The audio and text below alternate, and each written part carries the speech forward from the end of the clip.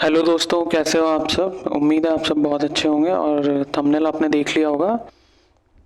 कल से यानी कि 20 अप्रैल से हम जो है ज्योग्राफी सब्जेक्ट स्टार्ट कर रहे हैं। प्रारंभिक और मुख्य परीक्षा के दृष्टिकोण से जो भी हमारे साथी हैं हिंदी मीडियम से तैयारी कर रहे हैं और जो भी घर पे रह के सेल्फ स्टडी कर रहे हैं, तो उनके कॉन्सेप्चुअल अंडरस्टैंडिंग के लिए ये सीरीज़ चलेगी। जैसा कि हमने इकोनॉमिक्स के लिए अभी हम बात कर रहे हैं, जैसा कि हम PSIR ऑप्शनल पे बात कर रहे हैं। तो उसी पर्सपेक्टिव से ये सीरीज़ जो है आपके लिए तैयार की जाएगी। और जो भी विद्यार्थी हैं, जो भी अभ्यर्थी हैं 25-26 और अगर चॉइस वाला भी अटेम्प्ट दे पा रहे हैं, तो हम कोशिश करेंगे चॉइस के अटेम्प्ट से पहले कितना सिलेबस कवर कर पाएँ। तो पहले जो है ना विश्व के भूगोल पे बात करेंगे, उसके बाद इंडियन ज्योग्राफी पर हम अलग से बात करेंगे।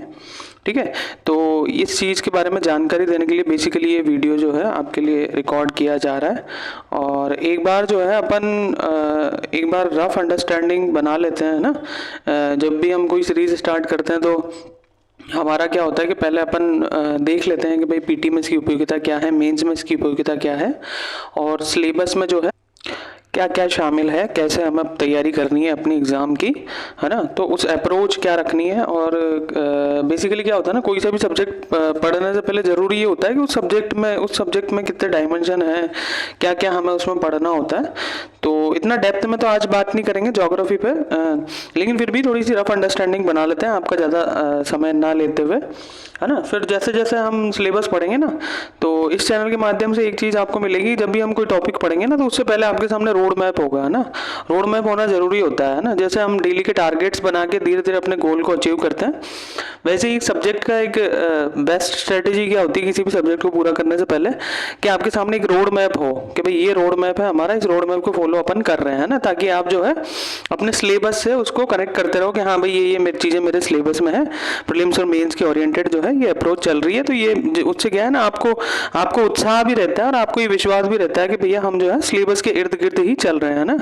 क्योंकि ज़रूरी हो जाता है ना आज के टाइम पे कि हम जो है सिलेबस ओरिएंटेड अपना काम करें। ठीक है, तो एक बार रफ आइडिया ले लेते हैं अपने प्रीलिम्स एग्जाम का क्या है, क्या पैटर्न रहता है। ठीक है, किस किस कितना कंपटीशन है, क्या है ना। तो जो बच्चे नए हैं उनको भी एक बार रफ आइडिया लग जाए, ताकि आप जो है अगर गंभीरता थोड़ी कम है आपकी तैयारी में, तो ऑटोमेटिक आप गंभीर हो जाओ। और जैसा कि आपको पता है कि हिंदी मीडियम का रिजल्ट इस बार थोड़ा सा लो रहा है ना, लगभग 42 के आसपास सिलेक्शन जो है हमें देखने को मिल रहे हैं, है ना। और राजस्थान ने इस बार फिर टॉप किया है ना। तो लगातार तीसरी बार राजस्थान टॉप पे है, 18 सिलेक्शन राजस्थान से हैं। तो बहुत बहुत बधाई राजस्थान वाले हमारे अभ्यर्थियों को। ठीक है, तो एक बार ना अपन प्रीलिम्स पे नज़र डाल लेते हैं, प्रीलिम्स का क्या पैटर्न है। ठीक है, तो प्रीलिम्स का आप देखोगे कि लगभग 10 लाख बच्चे फॉर्म भरते हैं ना, अप्रोक्स 10 लाख के आसपास जो है बच्चे फॉर्म भरते हैं। ठीक है, और उस फॉर्म में से आप देखोगे 10 लाख बच्चे फॉर्म भरते हैं, लेकिन एग्ज़ाम जो देने आते हैं ना लगभग 5 से 6 लाख के अराउंड बच्चे आते हैं, है ना। तो बेसिकली कंपटीशन तो इतना ही होता है ना, इतने में ही होता है।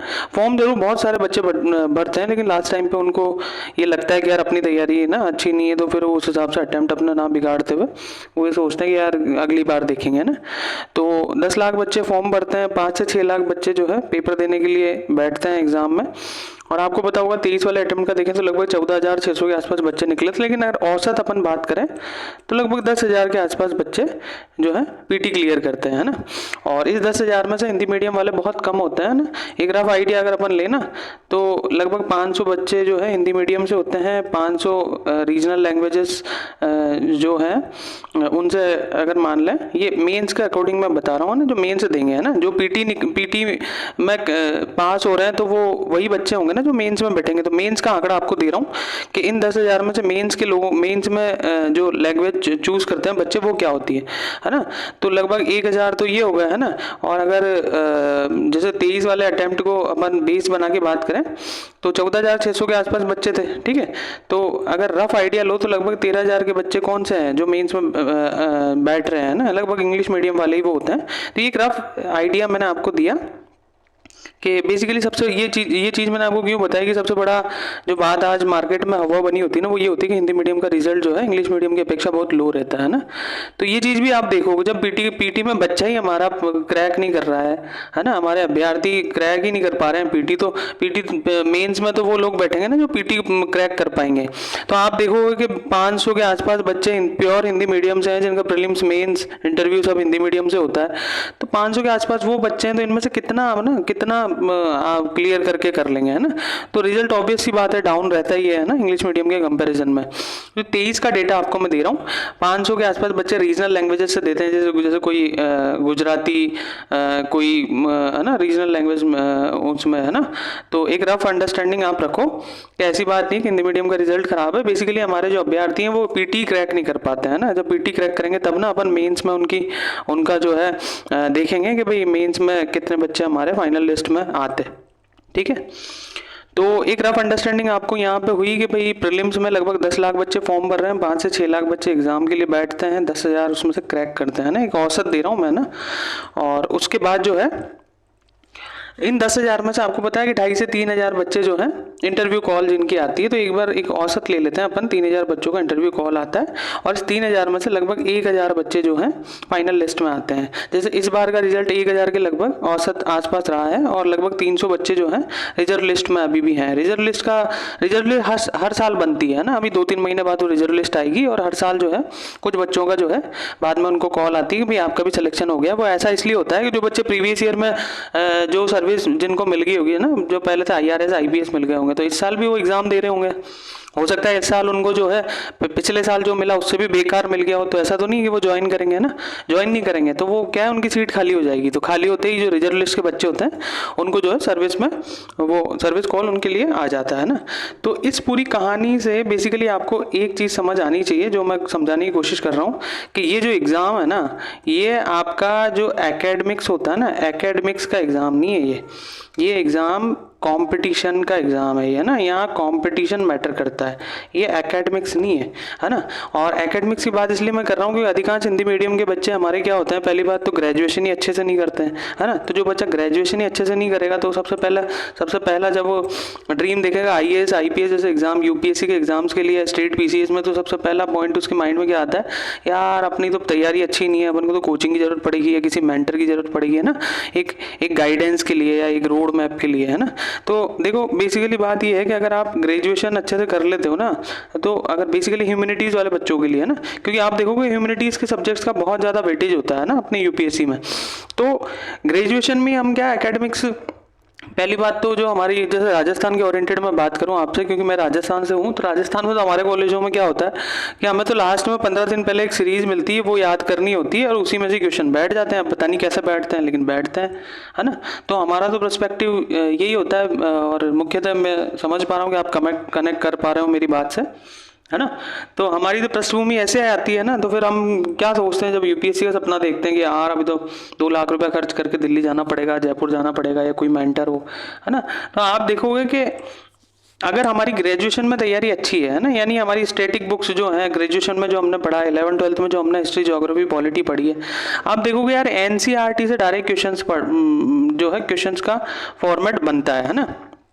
तो ऐसा क्यों है कि 11-12 की NCERT की भाषा जो है पीटी के क्वेश्चंस में हमें देखने को मिलती है, कॉन्सेप्ट जो है हमें देखने को मिलता है। वो अलग बात है कि यार आप देखोगे यार UPSC कुछ भी पूछ रही है ना, जो प्रीवियस जो आप PYQ सॉल्व कर रहे होंगे, तो आप क्वेश्चन पढ़ के सोचोगे कि यार ये तो आउट ऑफ द कॉन्टेक्स्ट बात जा रही है ना। ऐसा कुछ नहीं होता है। अगर एक बार आप रूबरू हो अपने सिलेबस के कॉन्सेप्ट से, जो भी डायमेंशन जो हमारे सब्जेक्ट्स में दिए हुए हैं, सिलेबस में दिए हुए हैं, आप अगर उनको कवर करोगे तो आपको पता चलेगा कि ये सारी चीजें NCERT की हैं, कुछ भी नया नहीं है। बस NCERT में जो कॉन्सेप्ट हैं, जो सिलेबस में जो टॉपिक्स दिए हुए हैं, उन टॉपिक्स में ऐसा नहीं है कि वो हूबहू आपसे वो जो है डायरेक्ट पूछ लेगा, है ना। ऐसा नहीं होता है। वो क्या करेंगे, करंट सिनेरियो में जो भी चीजें चल रही होंगी उनको कनेक्ट करके, दूसरी चीज इंटर डिसिप्लिनरी अप्रोच वो लगाते हैं ना, किसी और सब्जेक्ट को उसमें कनेक्ट करके क्वेश्चन बनता है हमारा ना, एक होल अप्रोच लेके जो है UPSC आपसे क्वेश्चन पूछती है। और ये NCERT का और ये ग्रेजुएशन में मैं अच्छे से पढ़ाई ना करने की बात मैं क्यों कह रहा हूँ, क्योंकि आप समझोगे, मैं भी आपको 11th और 12th की एनसीईआरटी सजेस्ट करूंगा इस सीरीज के साथ साथ। तो आप खुद देखोगे कि 11th और 12th की एनसीईआरटी में जो भी चीज़ें हमें पढ़नी होती है वो सारा हमारा यूपीएससी के प्रीलिम्स और मेंस में ज्योग्राफी के सब्जेक्ट में जो टॉपिक्स दिए हुए हैं सेम जो है वो है ना, और उसकी जैसी भाषा है ना, वैसे ही क्वेश्चंस आप पीवाईक्यू सॉल्व करोगे तो आपको दिखेगा कि मेंस में उसी तरीके की लैंग्वेज का या उसी पैटर्न पे यूपीएससी फॉलो कर रही है ना। तो आप देखोगे जब 11th 12th में अगर हमने अच्छे से पढ़ाई की होती तो आज हमें ये चीज़ सोचनी नहीं होती कि भैया क्या है, कैसे रणनीति बनानी होगी, क्या पैटर्न होगा। अधिकांश बच्चों को तो एग्जाम का पैटर्न ही समझ नहीं आता है, क्वेश्चन समझ नहीं आते हैं, उन्हें सिलेबस ही समझ नहीं आता। तो ये चुनौती भी एक अलग होती है, ठीक है। खैर इन सब चीज़ों से निराश होने की ज़रूरत नहीं है, क्योंकि यहाँ पे अपन प्रॉपर रोड मैप फॉलो करेंगे और आपके सामने सब चीज़ें होंगी। और अगर आप इस सीरीज़ को जो है थॉरली फॉलो करोगे तो आपको ऑटोमेटिक आपकी रणनीति, आपकी तैयारी में जो है अच्छा आपको ऑटोमेटिक एहसास होगा कि जो है पीवाईक्यूज मेरे सॉल्व होने लगे हैं, मेंस के आंसर राइटिंग लिखने की स्थिति में जो है मेरा माइंडसेट बनने लगा है, ठीक है। तो इतनी बात में देखो, दो तरीके के लोग जो हैं इस वीडियो को देख के दो तरह के थॉट्स आपके माइंड में आ सकते हैं, ठीक है। एक तो पहला थॉट तो ये आएगा कि यार पता नहीं क्या होगा, इतना कंपटीशन है, ये है वो है। तो हमेशा याद रखना, जो जो जो देखो यार, जो समझदार होंगे ना वो इस स्थिति में रास्ते की तरफ भागेंगे कि रास्ता क्या अपनाना है ना, क्योंकि प्रॉब्लम नहीं होनी चाहिए, है ना। प्रॉब्लम का सॉल्यूशन ढूंढना हमारी प्रॉब्लम होनी चाहिए, है ना, क्योंकि प्रॉब्लम का अर्थ बेसिकली क्या होता है, जब प्रॉब्लम आती है तो हम उसका सॉल्यूशन ढूंढते हैं, है ना। तो हमारे सामने एक कभी भी कोई लाइफ में प्रॉब्लम आए, सिलेबस से रिलेटेड प्रॉब्लम आए, लाइफ से रिलेटेड प्रॉब्लम आए, तो पहला थॉट माइंड में ये होना चाहिए कि ये प्रॉब्लम है तो इसका सॉल्यूशन क्या हो सकता है, ठीक है, बेस्ट सॉल्यूशन क्या हो सकता है। और यही अप्रोच जो है एक सिविल सर्वेंट का एक एटीट्यूड और एप्टीट्यूड में हम जो है देखते भी हैं जब हम इथिक्स वाला पार्ट पढ़ते हैं, ठीक है। तो ये जो चीजें हैं ना ये जरूरी है, जब अगर ये सिचुएशन है तो इसका बेस्ट सॉल्यूशन क्या होना चाहिए, इस पे आपकी नजर होनी चाहिए, इस पे आपका दिमाग जो है आपको थॉट्स देना चाहिए, बजाय इसके कि प्रॉब्लम से आप हार जाओ, है ना। जो बेवकूफ होते हैं वो डर जाते हैं, समझदार जो होते हैं वो रास्ता निकालते हैं, ठीक है। तो अपन अब जब है आगे इस पे बात करते हैं कि आगे हमारी रणनीति क्या होनी चाहिए। चूंकि ये सीरीज ज्योग्राफी की है तो एक बार ज्योग्राफी का जो है हम पीटी और मेंस के पर्सपेक्टिव से देख लेते हैं, उसके बाद हमारी रणनीति क्या होगी उस पर अपन थोड़ी सी एक रफ अंडरस्टैंडिंग बना लेंगे, रफ बात कर लेंगे। उसके बाद जैसे सीरीज आगे बढ़ेगी, अगर आप थॉरली फॉलो कर रहे हो तो रोज हमें जो है हमारा टारगेट्स हम और रोड मैप जो है हमारे सामने होगा, तो ऑटोमेटिक आपके लिए चीज़ें स्मूथ होती चली जाएंगी, ठीक है। तो पीटी में अगर हम बात करें तो एक रफ आइडिया आपको मैं बता दूं, जिनको भी जो पहली बार तैयारी कर रहे हैं, है ना, बेसिकली ये सबको ध्यान में रखते हुए हम बात कर रहे हैं ना। हालांकि कई बच्चों को जो एडवांस लेवल पे होंगे, है ना, तो आप भी अगर चाहो तो सुन सकते हो इन सब चीज़ों को, वरना इस पार्ट को स्किप कर सकते हो, ठीक है। तो एक रफ अंडरस्टैंडिंग आप देख लो कि जो बच्चा लगभग 50 क्वेश्चंस सही कर देता है ना, कट पिट के माइनस मार्किंग और टोटल अगर आप सारा देखो तो 100 क्वेश्चंस में अगर 50 क्वेश्चंस वो ओवरऑल कट पिट के सही कर रहा है तो आप देखोगे कि जनरल से वो बच्चा पीटी क्रैक कर लेता है ना। मैं जीएस की बात कर रहा हूँ, सीसेट पासिंग होता है आपको पता है ना, उसमें 80 क्वेश्चंस आते हैं और इसमें 100 क्वेश्चंस आते हैं। दोनों की जो मार्क्स के लेवल पे देखें तो दोनों 200 नंबर के पेपर होते हैं, सेम डे में पेपर होते हैं दोनों, ठीक है। और अगर कोई बच्चा 50 मार्क्स कट पिट के 50 क्वेश्चन कट पिट के अगर वो कर ले तो अराउंड 100 मार्क्स उसके आ जाते हैं, और 100 मार्क्स का ये है कि लगभग जनरल से वो क्वालिफाई कर जाता है ना। और 2023 वाले उसमें तो जनरल कट ऑफ और कम गई थी, आपको पता है कि बहुत हार्ड पेपर था, और हार्ड इस सेंस में था कि केवल उन्होंने थोड़ा सा पैटर्न बदल दिया था यूपीएससी का, है ना।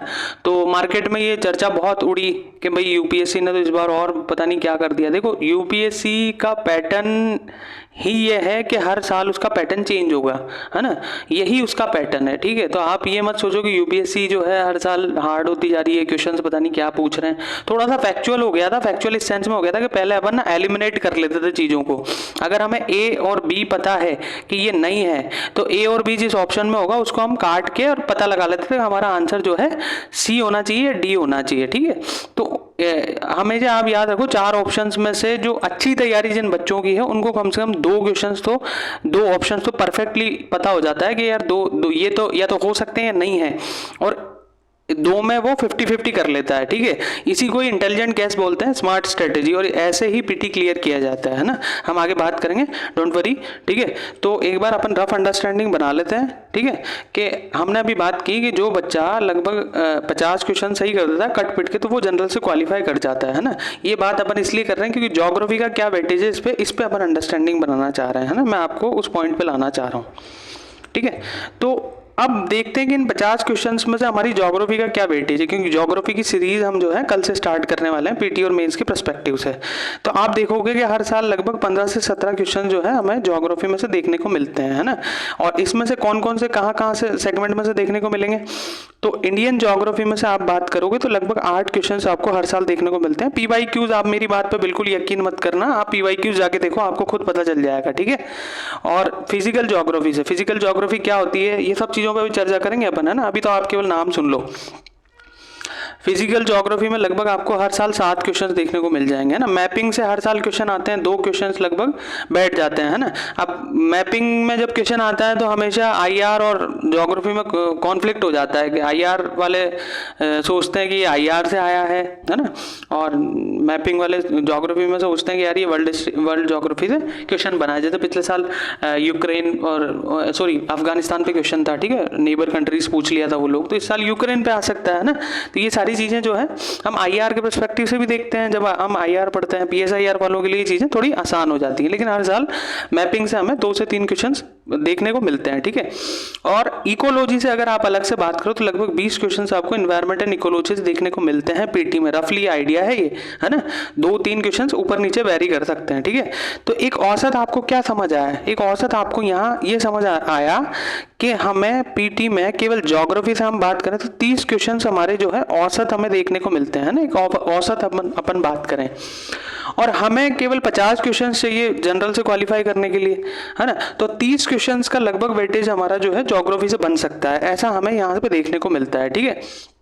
तो एक चीज तो हमें ये पता चली कि पीटी में ज्योग्राफी का क्या वेटेज है, ठीक है। अब एक बात अपन थोड़ा सा मेंस में भी देख लेते हैं कि मेंस में ज्योग्राफी का क्या योगदान है, ठीक है। तो आपको पता है कि GS 1 में एक तो ज्योग्राफी हमें देखने को मिलती है जनरल स्टडीज पेपर 1 में, और एक GS 3 में हमें देखने को मिलती है इकोलॉजी और डिजास्टर मैनेजमेंट वाले सेगमेंट में, है ना। और GS 1 की अगर बात करें तो रफ आइडिया आपको होगा कि मेंस में जो है GS 1, 2, 3, 4 सब में 20-20 क्वेश्चन आते हैं, ठीक है। और इन 20-20 क्वेश्चंस में से अगर रफ आपको मैं आइडिया दूं, ठीक है, तो इन 20 क्वेश्चंस में से लगभग 8 क्वेश्चंस तो होते हैं हिस्ट्री से और आर्ट एंड कल्चर से, ठीक है। हिस्ट्री से और आर्ट एंड कल्चर से। आर्ट एंड कल्चर वाला पोर्शन वही है जो एंशंट इंडिया में हमने जब हम एंशंट हिस्ट्री पढ़ते हैं एंशंट इंडिया की, तो देश काल की परिस्थितियों के साथ उस देश काल का क्या कल्चर और इतिहास रहा, है ना, कल्चर क्या रहा, उसका संस्कृति सभ्यता क्या है, सभ्यता और संस्कृति में क्या अंतर है, ये सब पे अपन बात करेंगे, डोंट वरी। अभी आप रफली सुनो कि जब हम सिंधु घाटी सभ्यता का डिक्लाइन होता है, वैदिक काल आता है, वैदिक काल के बाद उत्तर वैदिक काल आता है, 16 महाजनपदों की स्थापना होती है, ठीक है। मौर्य काल आता है, उत्तर मौर्य काल आता है, गुप्त साम्राज्य आता है, धीरे धीरे जो है हम 12वीं शताब्दी में एंटर होते हैं, और जो है पूर्व मध्य काल के बाद जो है हमारा मिडिवल इंडिया का पार्ट स्टार्ट हो जाता है, ठीक है। तो इस दौर में जो भी इतिहास के साथ साथ जो चीजें हमें एज ए कल्चर पढ़नी होती है ना, उस दौर की संस्कृति क्या थी, ठीक है, तो वो सब वाला पार्ट जो है आर्ट एंड कल्चर में शामिल होता है, ठीक है। तो 8 क्वेश्चंस लगभग हिस्ट्री और आर्ट एंड कल्चर से हमें GS 1 में देखने को मिलते हैं, है ना। लगभग 8 क्वेश्चंस ही हमें ज्योग्राफी से देखने को मिलते हैं, ठीक है। और इस 8 में से लगभग 4 क्वेश्चन जो है हमें फिजिकल ज्योग्राफी से देखने को मिलते हैं, और लगभग 4 क्वेश्चन ही हमें इंडियन ज्योग्राफी से देखने को मिलते हैं, है ना। ये क्या है, इन सब पे अपन बात करेंगे जब हम सीरीज स्टार्ट करेंगे, ठीक है। और लगभग 4 क्वेश्चन जो है हमें सोसाइटी वाले पोर्शन से देखने को मिलते हैं। ये एक रफ आइडिया लो आप, ठीक है।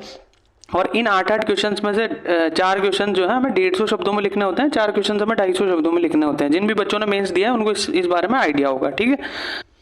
अब अपन बात कर लेते हैं GS 3 वाले सेगमेंट में, ना। GS 3 वाले सेगमेंट में क्या स्थिति हमें देखने को मिलेगी अपने ज्योग्राफी से। तो ज्योग्राफी की बात कर रहे हैं, केवल बाकी जो सब्जेक्ट्स हैं उनकी बात नहीं करेंगे क्योंकि अपन ज्योग्राफी की सीरीज स्टार्ट कर रहे हैं। तो एक तो इकोलॉजी वाला पार्ट हो गया, ठीक है, और एक डिजास्टर मैनेजमेंट वाला पार्ट हो गया, ठीक है। तो इन दोनों से हमें जो है 2-2 क्वेश्चंस देखने को मिल रहे हैं। हर साल आप PYQs देखोगे तो आपको रफ आइडिया लग जाएगा, ठीक है। तो यहाँ से अगर एक औसत बन रहा है हमने मार्क्स का, तो लगभग 50 मार्क्स का हमें यहाँ पे एक औसत देखने को मिल सकता है, ठीक है। और यहाँ से GS 1 में से जो एक औसत मिलेगा अपन को इस वाले सेगमेंट से, वो लगभग 150 मार्क्स का आपको देखने को मिलेगा इंडियन ज्योग्राफी और फिजिकल ज्योग्राफी से, है ना। तो 150 मार्क्स ये हो गए, है ना, सॉरी 100 मार्क्स का देखने को मिलेगा यहाँ। 150 तो टोटल बता दिया मैंने ना, इसको जोड़ के 100 मार्क्स जो है हमें यहाँ पे देखने को मिलेगा GS 1 से। और 50 मार्क्स यहाँ है, तो लगभग अगर औसत लें यहाँ पे मेंस में ज्योग्राफी का कंट्रीब्यूशन कितना है, तो आपको 150 मार्क्स का जो है यहाँ पे हमें वेटेज देखने को मिलती है, जो कि बहुत बहुत ज़्यादा मैटर करता है ना। 150 मार्क्स बहुत होता है। यूपीएससी में तो 2-2, 3-3 नंबर पे आपकी रैंक आगे पीछे चली जाती है। 2-2, 3-3 भी बहुत ज़्यादा हो गया, है ना। और ये चीज़ मैं क्यों बोल रहा हूँ, आपको एक रफ आइडिया बता दूँ कि जो 4 GS के सब्जेक्ट होते हैं ना, GS 1, 2, 3 और 4, टोटल अगर हम उनका जोड़ते हैं 1000 मार्क्स होता है ना। वैसे मेंस का जो मार्क्स होता है वो 1750 होता है, लेकिन जीएस का अपन ले रहे हैं यहाँ पे ना, GS 1, 2, 3 और 4। इसमें जो टॉपर्स के मार्क्स है ना, आप प्रीवियस ईयर के देख लो, अब तक जितने भी टॉपर्स हुए हैं 450 के आसपास वेरी करता है उनका ना। 450 10-5 नंबर ऊपर नीचे होगा, इससे ज़्यादा नहीं आता है जीएस में, ठीक है। और GS 1, 2, 3, 4 में आप देखोगे टोटल उनका जोड़ोगे, टॉपर्स की बात कर रहा हूँ मैं ना, 450 के अराउंड वो जाते हैं। उसके बाद कुछ नंबर्स उनके ऑप्शनल में आते हैं, कुछ उनके एसए में अच्छे आते हैं, है ना। इस तरीके से उनकी एक ओवरऑल 1750 में से मार्किंग डिसाइड होती है, और वो उस स्थिति में आते हैं कि वो मेंस क्लियर कर रहे हैं कि नहीं कर रहे हैं, इंटरव्यू कॉल उनके लिए आएगा कि नहीं आएगा। फिर जो इंटरव्यू कॉल होता है वो 275 नंबर का होता है, पर्सनैलिटी टेस्ट जिसको बोलते हैं अपन, ठीक है।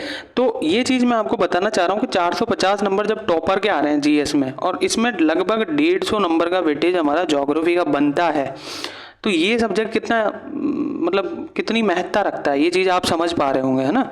और एक तो बात हुई ये कि भैया ये स्थिति जो है हमें देखने को मिलती है हमारे पीटी में और मेंस में ज्योग्राफी की। अब एक चीज़ और आप याद रखो, पीटी क्लियर करने के लिए जो चॉइस वाला अटेम्प्ट देना चाह रहे हैं ना बच्चे, उनके लिए ये है कि या तो आप ज्योग्राफी को अच्छे से क्लियर करो, है ना, क्योंकि आपने देखा कि लगभग 30 क्वेश्चंस का औसत हमें यहाँ से देखने को मिल रहा है पीटी में।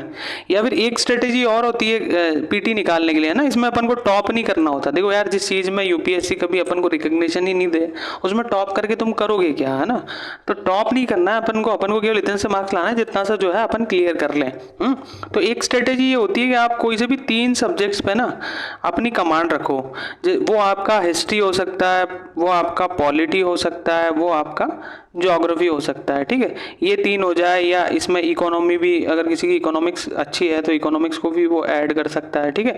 तो या तो आप कोई से भी 3 सब्जेक्ट्स को अच्छे से पकड़ बनाओ, या फिर ज्योग्राफी को पकड़ बना के कम से कम ज्योग्राफी को तो अपना अच्छा करो ही, सही है ना। उसके अलावा थोड़ा सा हिस्ट्री प्रिपेयर कर लो, थोड़ा सा इको प्रिपेयर कर लो, थोड़ा सा पॉलिटी प्रिपेयर कर लो, है ना। एक स्ट्रेटेजी ये भी होती है ना। तो उम्मीद कर रहे हो कि अगर आप इतना कर लोगे तो लगभग 50 के आसपास आप कार्ड पिट के, इंटेलिजेंट गैस लगा के और वो सब करके जो है आप जनरल से क्वालिफाई होने की स्थिति में आ जाओगे।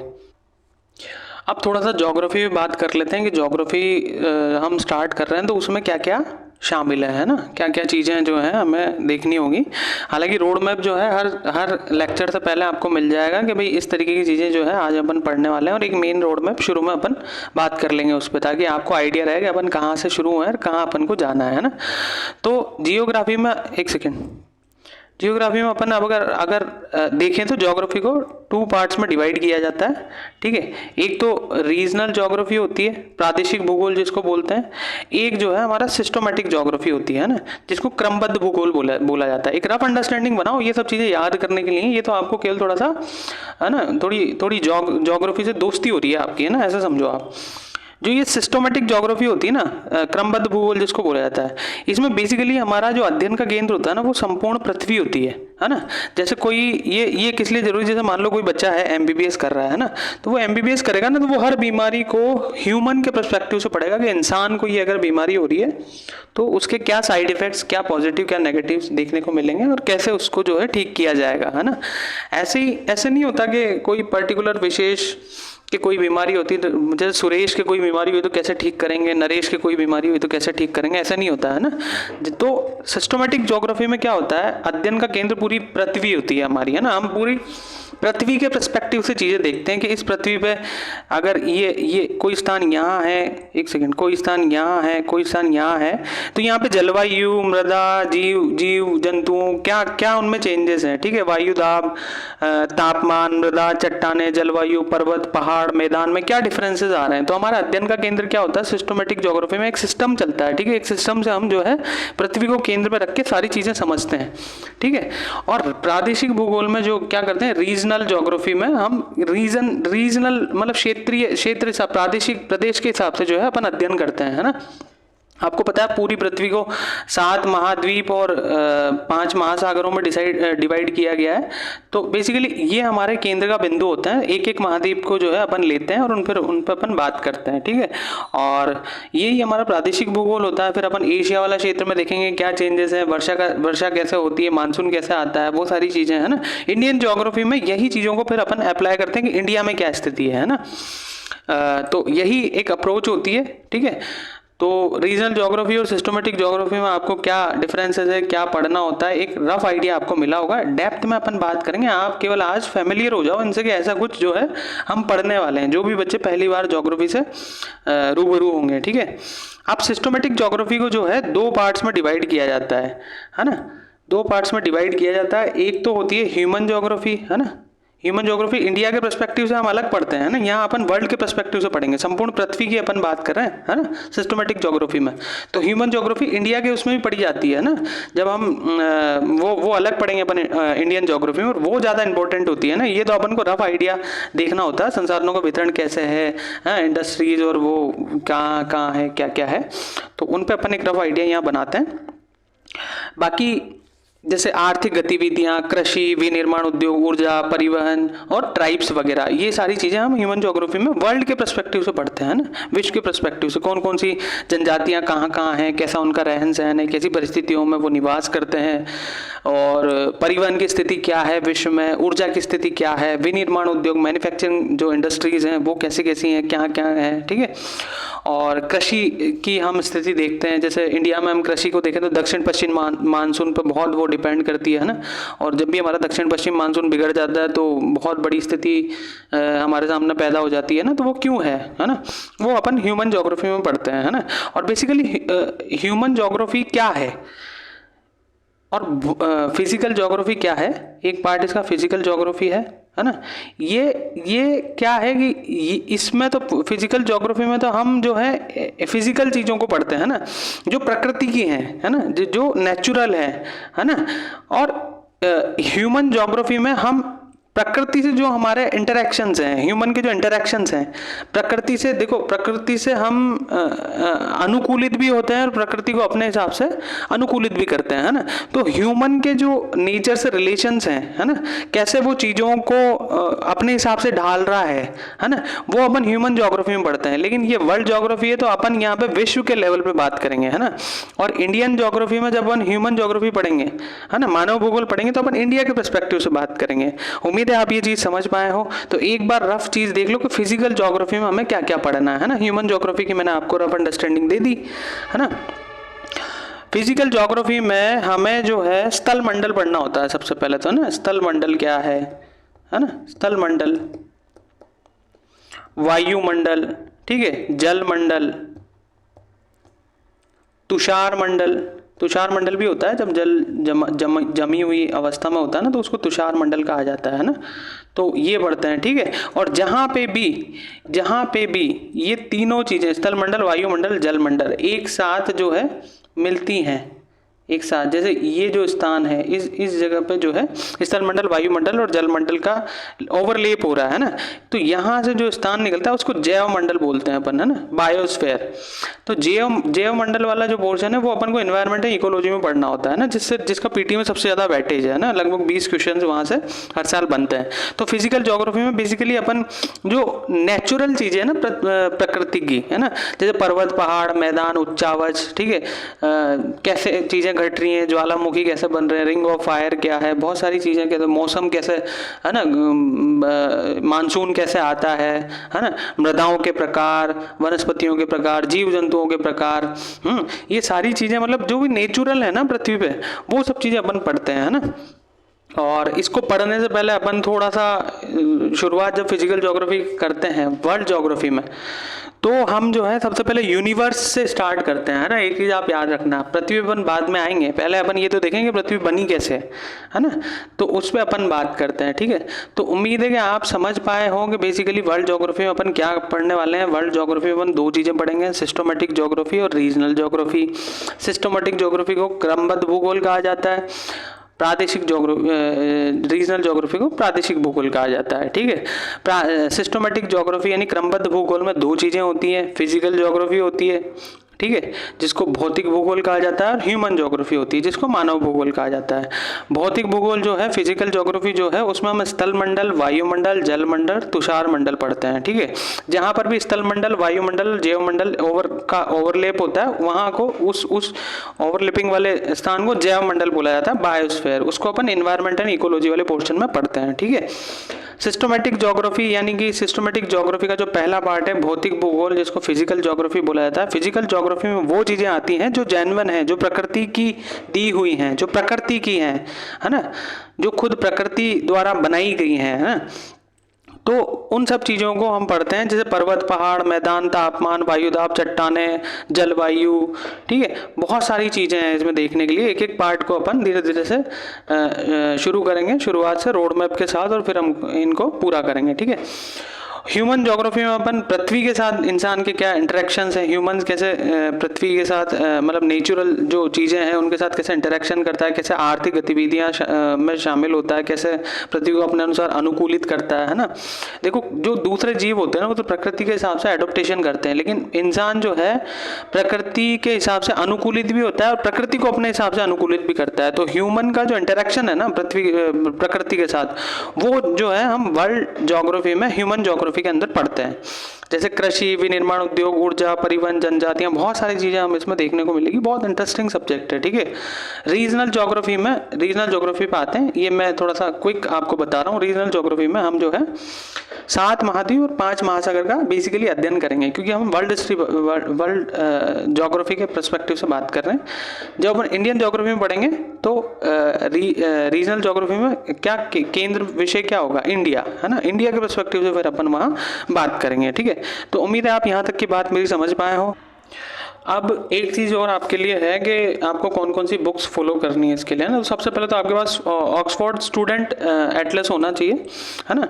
ऑक्सफोर्ड स्टूडेंट एटलस ये होना चाहिए, ऑक्सफोर्ड स्टूडेंट एटलस होना चाहिए, स्कूल वाला एटलस नहीं है ना। स्टूडेंट एटलस जो है सबसे अच्छा रहेगा आपके लिए चीज़ों को समझने के लिए, ठीक है, वर्ल्ड के पर्सपेक्टिव से, ठीक है। तो एक तो ये आपके पास होना चाहिए, और आप चाहो तो 11th क्लास की एनसीईआरटी आती है भौतिक भूगोल के सिद्धांत, ठीक है। भौतिक भूगोल के सिद्धांत 11th क्लास की एनसीईआरटी आती है, वो आप पढ़ सकते हो। वो जो है वो प्रीवियस ईयर के क्वेश्चन आप देखोगे तो आपको डायरेक्ट वहाँ से बनते हुए नजर आएंगे ना, यूपीएससी के पर्सपेक्टिव से। वो जो है एक पतली सी बुक है, बहुत अच्छी है वो। अगले लेक्चर में मैं उसका आपको फोटो भी बता दूंगा कि वो कैसे दिखती है, ठीक है। और एक आप 12th की एनसीईआरटी मानव भूगोल पढ़ सकते हो, है ना। मानव भूगोल 12th की एनसीईआरटी आप जो है चाहो तो फॉलो कर सकते हो, है ना।